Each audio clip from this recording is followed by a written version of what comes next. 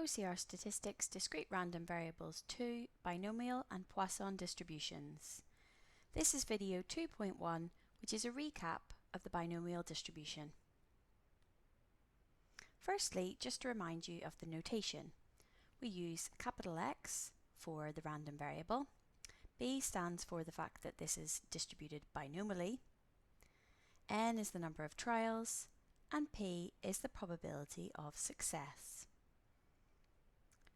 So the binomial distribution is suitable to model a distribution if the following criteria hold. Each trial can only have two possible outcomes. That is, there's either success or there's what we would call failure. The second condition is that the number of trials must be fixed. The third is that the probability will remain the same throughout. And finally, that these trials are independent of one another. So what happens at one point does not affect what happens after that. What we can do is go through a situation and check whether or not we can use a binomial distribution to model what is going on. So let's look at a situation where we are rolling a fair dice just 2 times. And the reason I've picked such an easy model is so that we can see clearly why it is possible to use a binomial distribution. In this case, we're interested in the number of 5s that we get. So we're going to look at, why could we use a binomial distribution? So if we take this right back to what we would have done much lower down, perhaps in GCSE, is we might have considered listing what could happen in this case. So we could get a 5 and a 5, and the probability of getting a 5 and a 5 would be given by 1/6 times 1/6, or we could write this as 1/6 squared. We could also get a 5 and not a 5, and this would be 1/6 times 5/6.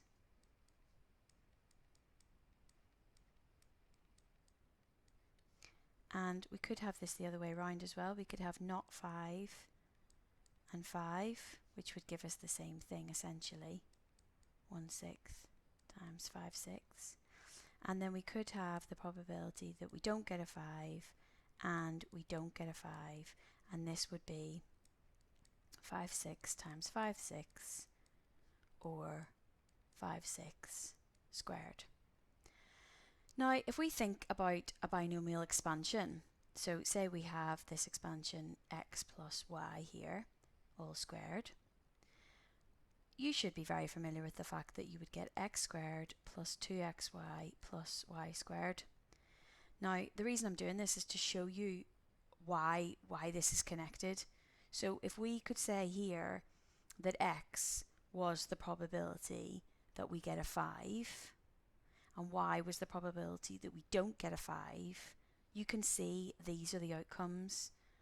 So up here, this is the probability that you get a 5 and a 5. That is very similar to this. And down here, this is the probability that you don't get a 5 and you don't get a 5. And there are two ways of getting 1/5, which is where this comes from. And this is why we can actually use a binomial distribution for these criteria. So let's just run through what those criteria would be.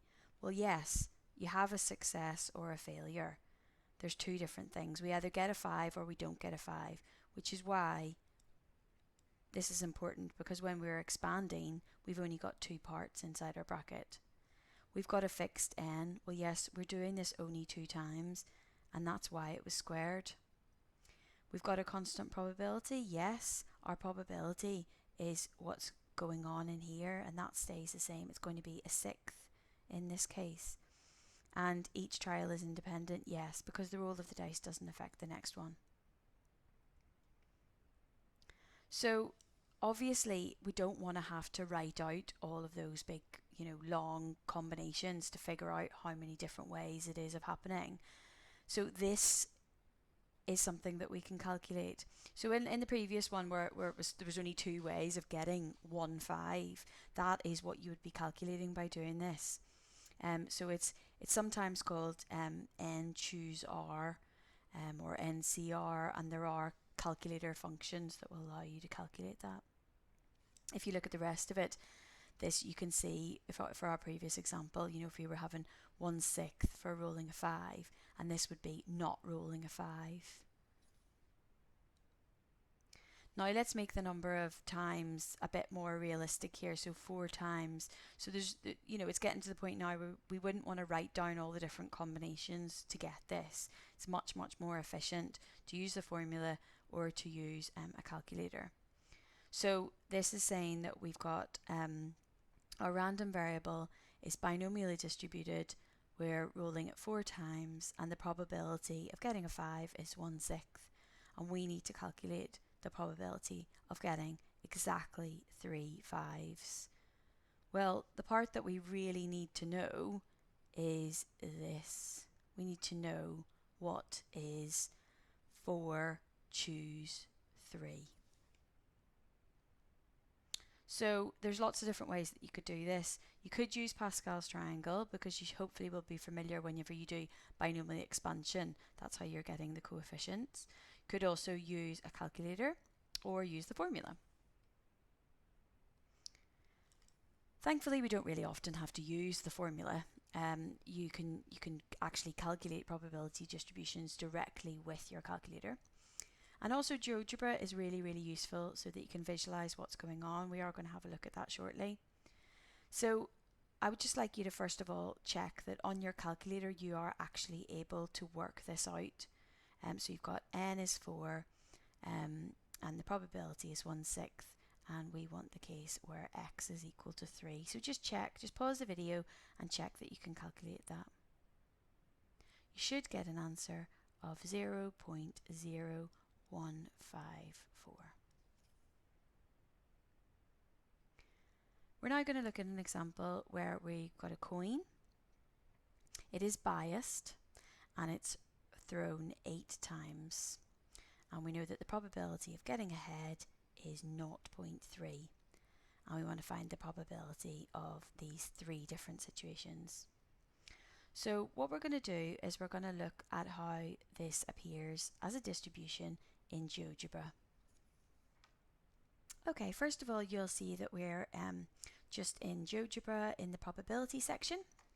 If you have a look here, I have selected the fact that we want a binomial distribution. Because we are flipping this coin 8 times, I've set n to be 8 here, and the probability is 0.3 because it is biased. So the first part of the question was asking us to work out the probability that we get fewer than 4 heads. So fewer than 4 heads means that we could get 0, 1, 2 or 3. So what I've done here is I've set the probability to be less than or equal to 3.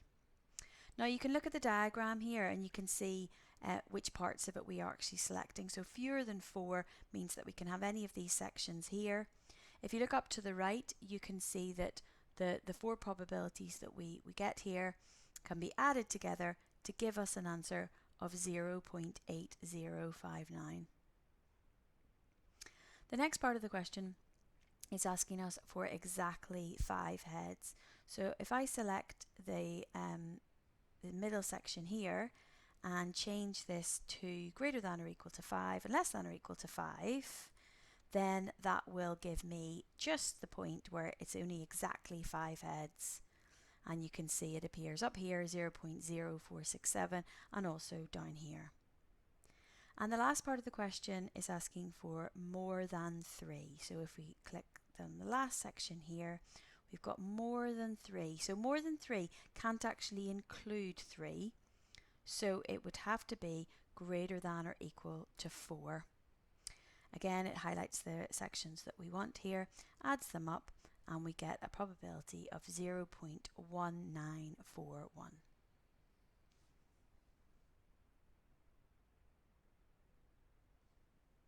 Okay, so let's just run through that again without having GeoGebra.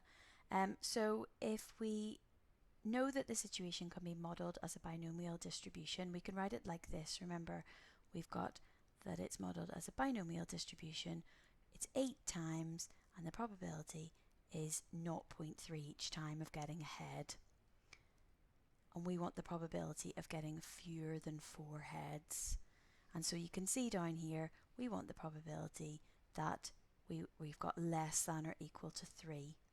So just check that on your calculator you're able to put in these different values and ensure that you get an answer of 0.8059.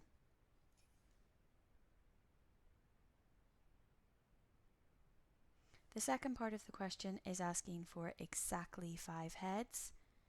And again, on your calculator, you'll be able to get this directly. You won't need to necessarily put in all these values.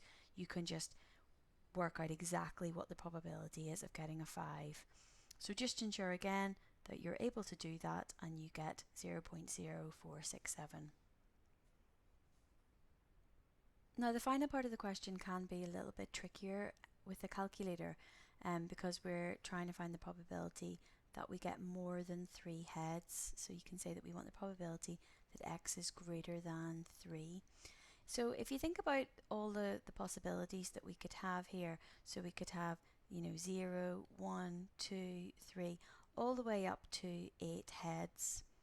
And we want the probability that x is greater than 3. So we want that it could be 4, 5, 6, 7 or 8. Now on your calculator, what you can work out is the probability that something is less than or equal to.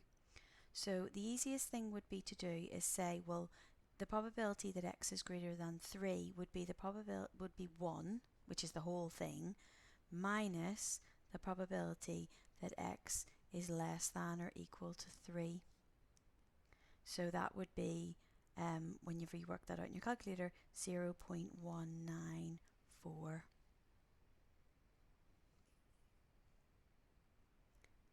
So this was video 2.1, which was a recap on the binomial distribution, and the next video, 2.2, is on the mean and variance of the binomial distribution.